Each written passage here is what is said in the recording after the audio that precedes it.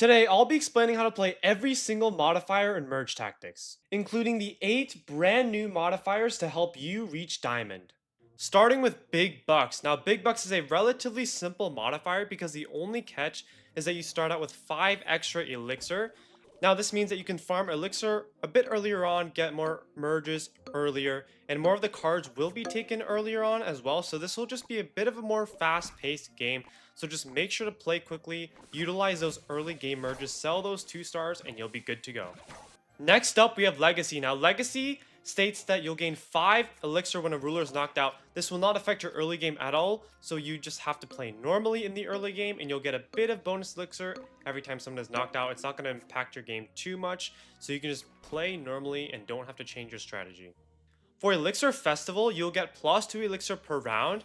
This won't change your strategy too much, but it'll just ensure that you get a bit of extra Elixir per round. This will help you in your early game to get more merges, farm a bit earlier, and just keep your cycle going and get your cards earlier on. Next up is Champion Star. Now in Champion Star, you start out with a random 5 Elixir troop, and because you start out with 4 Elixir, you'll start out with approximately 8 Elixir value if you sell your 5 Elixir champion, because you get -1 Elixir value when you sell a 1-star. So basically what you want to do is you want to just spend your 4 Elixir, buy cheap, and if you have a good shop of cheap cards, what I would personally do is sell your champion just to risk maybe getting a merge in round 1, which would help you set up your economy. You could also just keep the champion in the first round if you get a bad shop. Let's say you get a really expensive like 4 Elixir shop, and selling your champion really wouldn't do anything. Then in that case, I would keep your champion, but if you could maybe potentially get a merge, then you could sell your champion there. It'll help your early game economy out a lot.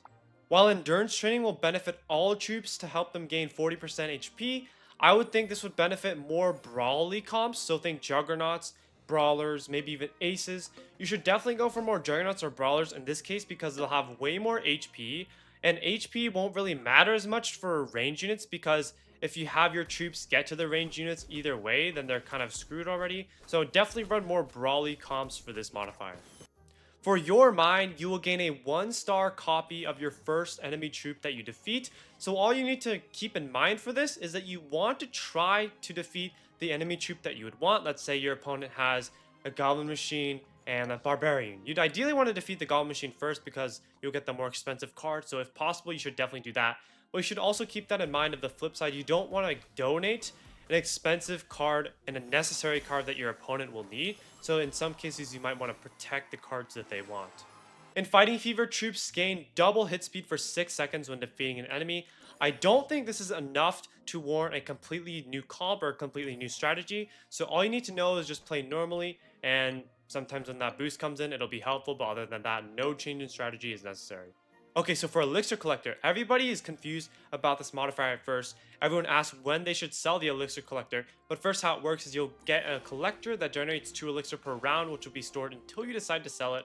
Now guys, I would definitely sell the Elixir Collector in either round 2 or 3, just depending on whenever you need the Elixir to get a merge. I would just sell the collector because your early game economy is more important, because getting the cards early game is way more important than getting cards late game, because you need to take those cards early on before they're all taken so that you can build your comp. So definitely sell between rounds 2 and 3 in most cases.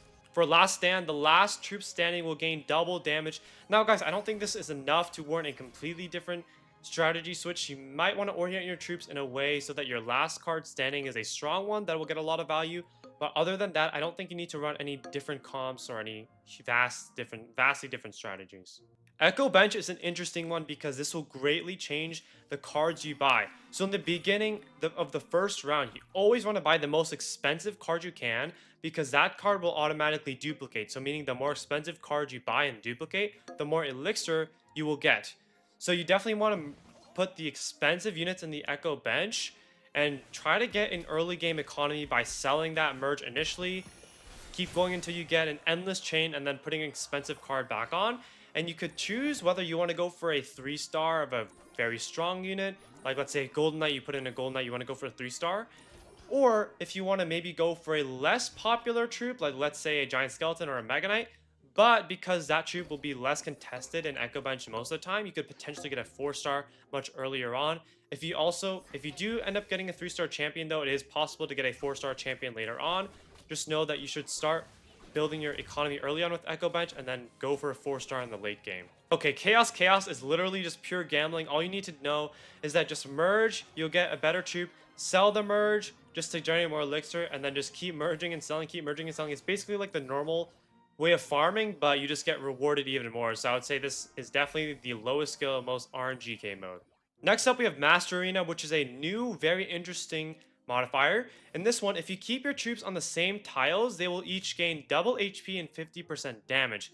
Now, in the beginning, you want to utilize this as much as you can because your early game units will be weak. So you do want to take advantage of that stat boost as much as you can. What I would do is I would farm, just kind of, you don't have to really pay attention to this in the early game as much. Just try to build your comp, farm as normal. You don't want to sacrifice building your comp just for this. But after you get your comp, you want to take one round, intermission round, just to place everything in its ideal position that can kind of be effective depending on whatever comp your opponents run. Just take that one round, maybe sacrifice that boost, and then from that point on, you will just get all 6 of your units with the stat boost, and they'll be very strong for the rest of the game.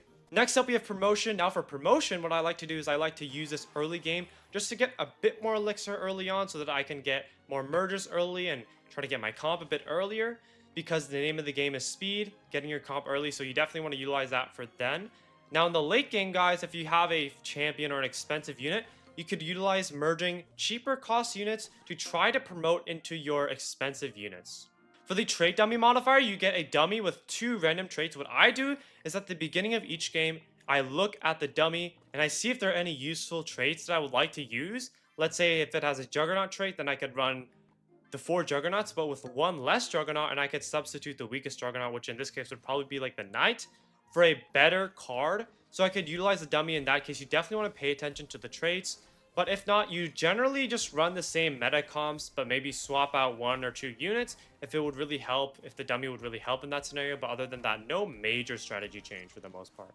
Next up, guys, we have the new Ultimate Origins modifier, which gives you a dummy with undead and noble traits. Now, guys, in this modifier, this is the only modifier other than the trait dummy modifier in which you can get 6 noble or 6 undead. I've tried both out personally, and I think they're very good. But I don't think they're that much better than the normal comps, if not at all. So what I would do is I would probably just go for your normal meta comps, your 4 Juggernauts, your 4 Brawlers, or your Fire. And because these comps have a lot of noble and undead, if you want to pivot in the late game, if your opponents are not blocking you in those comps, you can do that. But what I would do in the beginning is I would just run your normal meta comps and then maybe pivot in the late game to either the undead or the noble if you can.